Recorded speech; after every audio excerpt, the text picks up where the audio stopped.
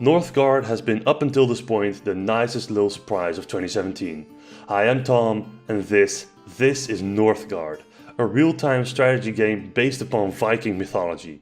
Now if that doesn't sound the least bit interesting to you, I don't know what does. The game is however in early access and it's not finished yet, but unlike most early access games, this one didn't let me down. Simply because Northgard shows a great amount of promise and already feels like it's ready for full release. But we'll get to that in time. First I have to do a little PSA. Next Monday I'll be going on vacation, seeing that it's summertime, and it's also the reason why there will be less uploads in the following week. I do however already have a video planned and pre-made for when I'm gone, so you won't be left in the dark. Now with that little bit of information out there, let's dive in.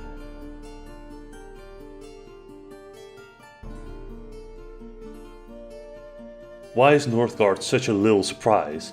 Well, let's start with the gameplay. How does Northgard work?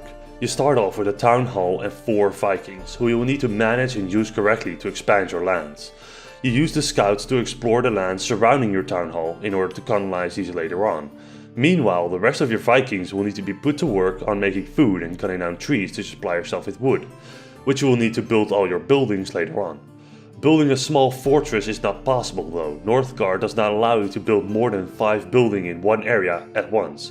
So the game forces you to expand to your surroundings and make use of them in offensive, defensive or passive ways. And the way the combat works between you and the other AI is surprising, in a good way. You only get a small number of troops to work with, and I'm talking like 5 or 6 units at a time, depending on how many barracks you've built, plus maybe 2 specialty units. However, each unit takes a long time to go down, so it pays off to have 2 or 3 little pockets of troops ready to defend yourself and double team the enemy, or culminate them all in one big force to overthrow your opponents. This is also why it's useful to have defensive towers scattered over your side of the map, because they take up no build space and deal damage accordingly to shift the odds in your favor. I don't think I've made this all too clear yet, but Northgard is not easy. Most of the time I didn't even have to worry about my AI opponents, because the winters were occupying me hard enough. The game makes use of a full year circle and thus expects you to harvest food and firewood in abundance in the summer in order to survive the coming winters. Which is why you will need to plan ahead with your consumptions, because colonizing new lands will take up loads of food and constructing buildings will drain your wood supplies. So when you go all out on expansion of your lands, then the chances are great that you will not have enough food left to survive the coming winter, which will cost you your Vikings. Now much of this can be compensated for by using gold at a marketplace. Just use the money you can get from the trading posts you can construct, and most of this will be set straight. Or you can use the lore in order to gain knowledge. If you've played any of the Civilization games, you can compare these to the social policies. And if you've not played those games, well, I'm sorry, and you can call them stat boosts instead. Now, lastly, and I know this is 100% purely arbitrary, but I just like the way the game feels. It's just a fun small game to play, and when I did some research on the developers, it seems like they just love making some lovely passion projects, which I can most certainly get behind if they turn out like this.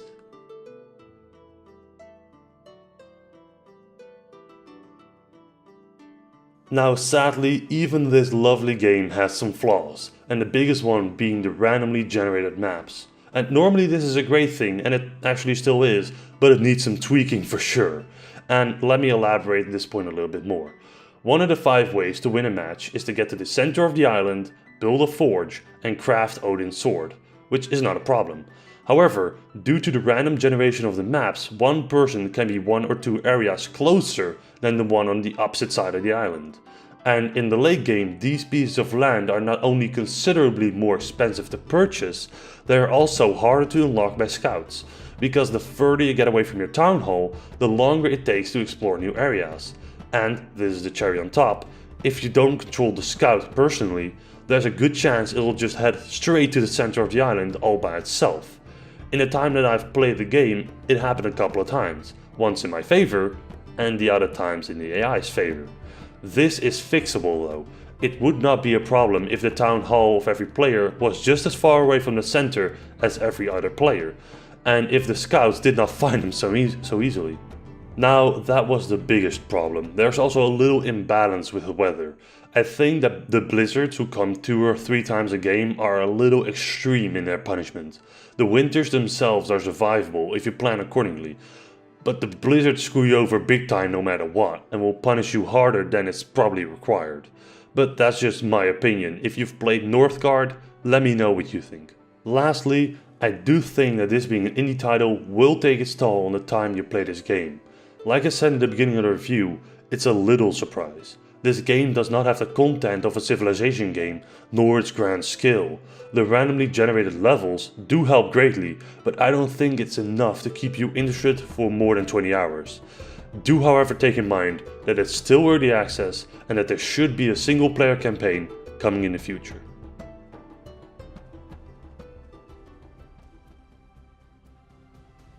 Ladies and gentlemen, what we have here is just a cute little RTS which deserves its spot in both the RTS world and on the shelf of fun to play indies.